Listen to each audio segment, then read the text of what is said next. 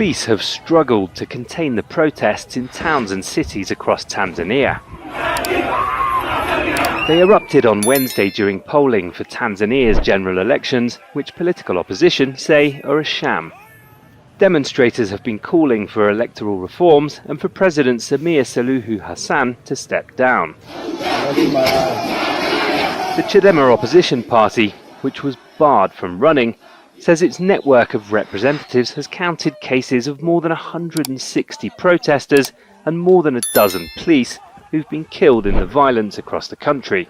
I think the number could even be higher, but I think it could be running into the hundreds. The police are shooting, aiming at demonstrators, and in fact, the response from the government is emboldening the demonstrators. The government hasn't commented on the protests or the deaths.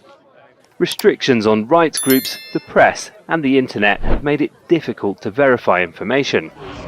Clashes between police and protesters on Tanzania's border with Kenya brought trade to a standstill. We are not able to operate businesses because of the elections in Tanzania. The Tanzanian police are lobbing tear gas at us. Now we have nothing to feed our kids. About 1,000 kilometres to the south, on Tanzania's border with Malawi, protesters burned the Kasamulu border post. Demonstrators have targeted government buildings and businesses owned by officials of the ruling CCM party. It's ruled Tanzania for nearly half a century. Before the polls, President Samia told young people not to take to the streets. It didn't work.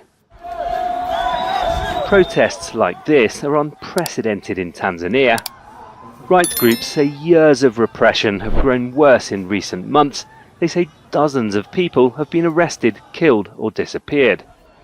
The demonstrators say they've had enough. Malcolm Webb, Al Jazeera.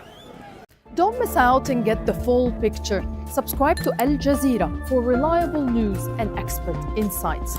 Like, share, stay ahead.